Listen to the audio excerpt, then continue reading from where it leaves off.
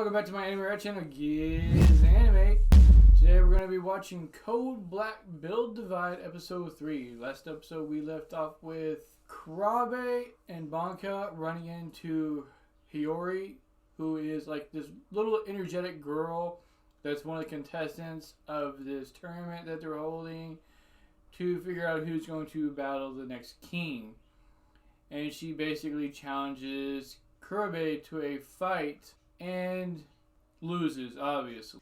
To which, when she loses, she responds with, well, now you're my tutor, master, teacher type thing. So she's essentially forced herself underneath Kurabe's wings. And other than the fight, we learned that, Hiyori lost her family at some point. Her parents just never showed up, which was kind of awkward to me. I'm not sure why she wouldn't have gone to like the police or something to look for her parents or try to get a hold of other relatives, unless like she's the only one left and like she's never had like an uncle or an aunt or a grandmother, etc. to talk to.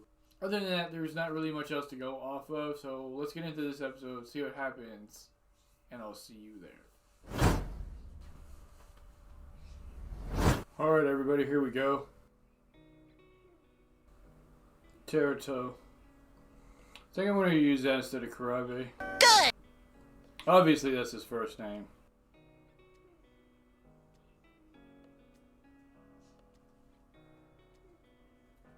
Not okay!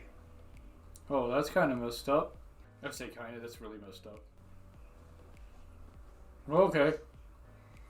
So their plan is to take out the trash, essentially. Good. To stop them from... okay, somebody already got to it. Ah, shucks.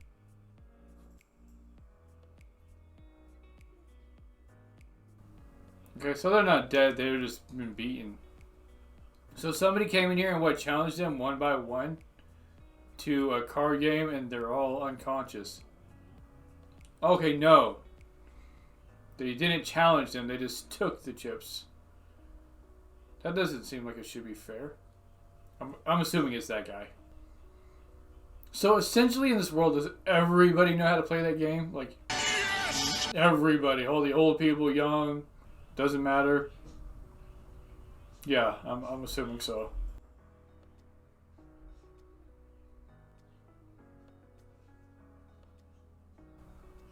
My dude needs that sweet bread.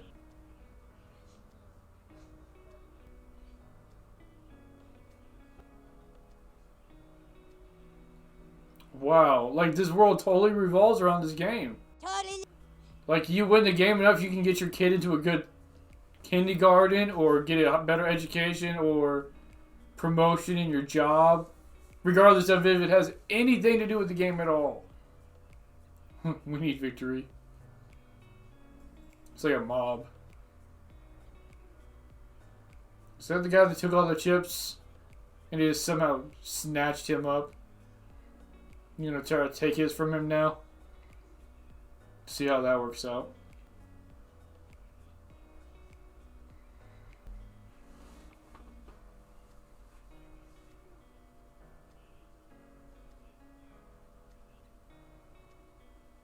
I'm not lost. Yeah, okay.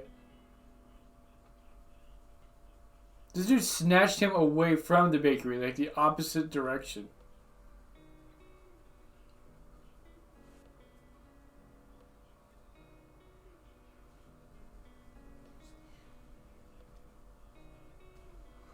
Obviously, we all know that that's actually Urahara from Bleach.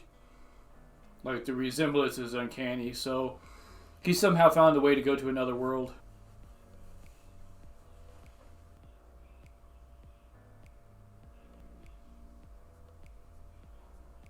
Wait a minute. Was he the one that took the chips for her?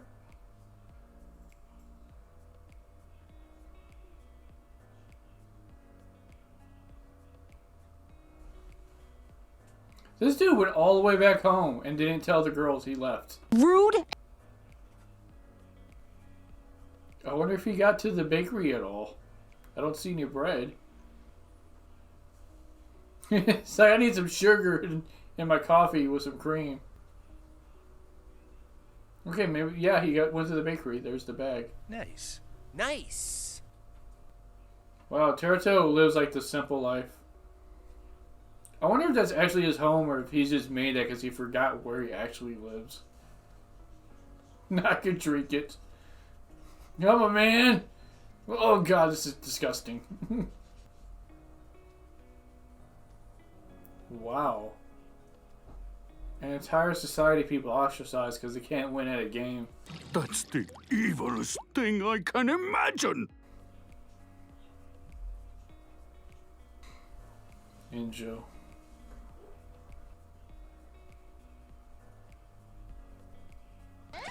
Right, go.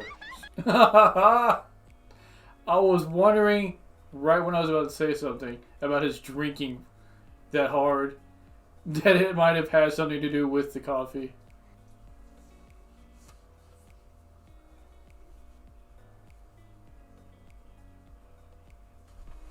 Is she gonna challenge him and then lose?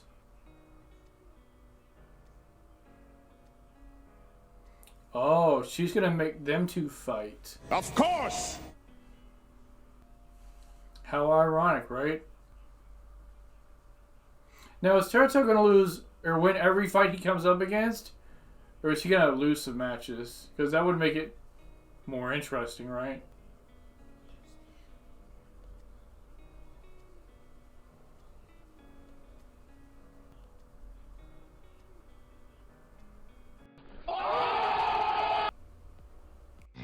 It's time to do.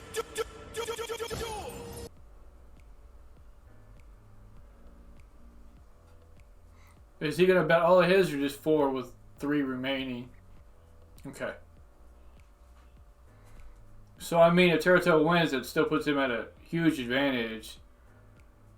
Whereas if Injo wins, he'll be, like, really up there. We know that, you fool.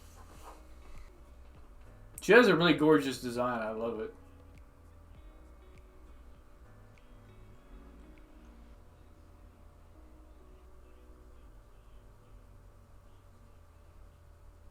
Well, I mean, he's off to a good start, but that doesn't mean much in this game.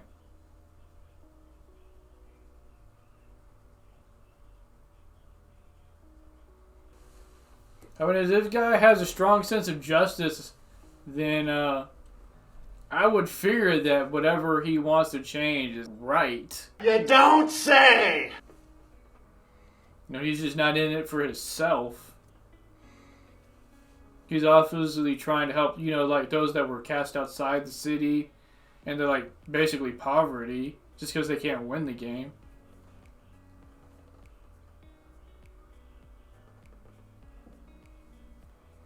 Okay, so essentially first strike from Magic.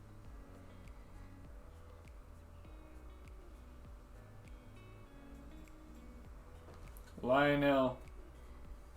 Thundercats. Thundercats!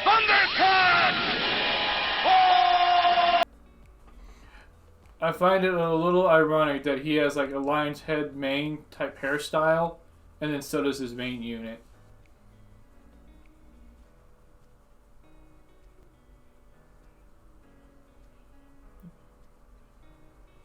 Uh-oh, I'm getting serious.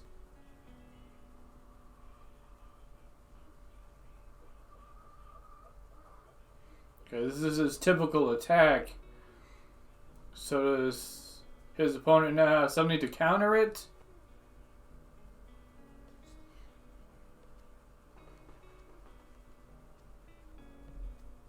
Nope.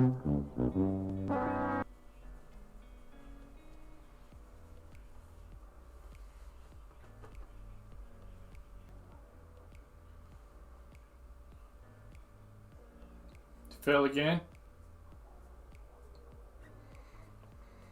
It is about luck and gambling, though. I mean, there is some, like, intelligence to it, because you gotta know how many cards are left in the deck, how many Buster cards have been used up, and how many are still left.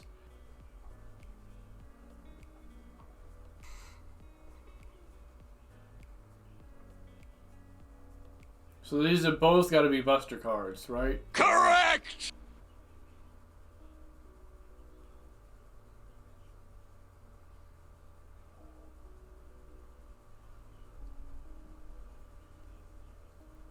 Was that his family? His siblings? Were they dead? Did they somehow die because of this game? Or maybe they couldn't win, so they were sent out of the city and died.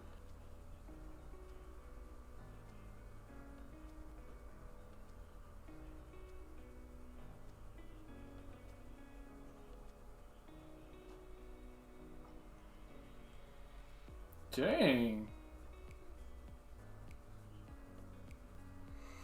So what are these trigger cards? Are they just randomly placed within the deck, within like the life points?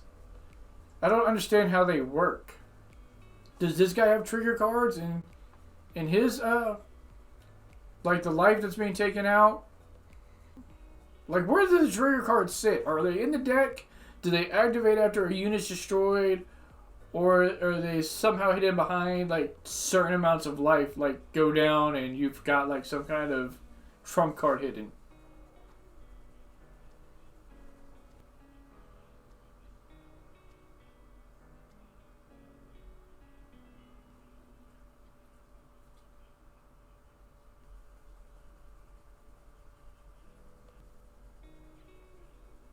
Wow, he's made everybody super weak. I just wanted to do a little announcement that I am going to be doing a figure giveaway at 500 subscribers for a Super Masters Diorama 2 Trunks and Vegeta figure. It's over 9,000! You enjoy it. As a show of appreciation for the support that everybody's been giving me, all the comments everybody's been leaving, all the love from the anime community that I've been shown. I'm hoping to continue with what I'm doing and just to get better as I go to make the experience more enjoyable for everybody so that I can earn that sub from you. And like I said, at 500 subscribers, I will be doing a giveaway for this figure. It is unopened, as you can see. So if you want to win that, then subscribe and just make sure that you're over 18 years of age and you live within the US. Because I don't know if I could afford the shipping outside. Like I said though, with that said, I appreciate all the support I've been given. Thank you very much. I will see you all next time.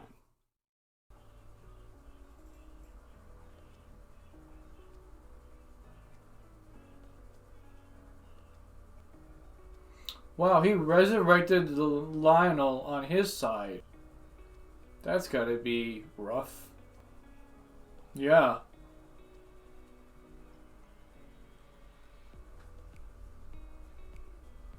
Yo, they make it look like he's trying to fight against him too.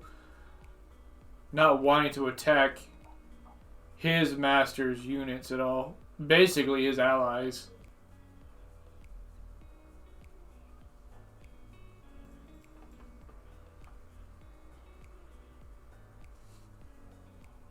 Again though, I'm wondering if he's ever going to face an opponent during the series that's actually going to beat him. Because him just constantly winning kind of makes it a little boring.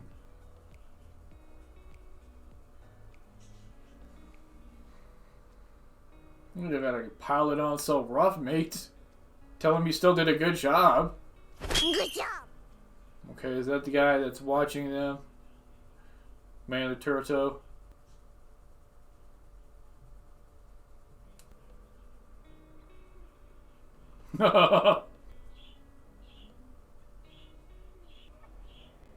What the hell is that? Wait, what?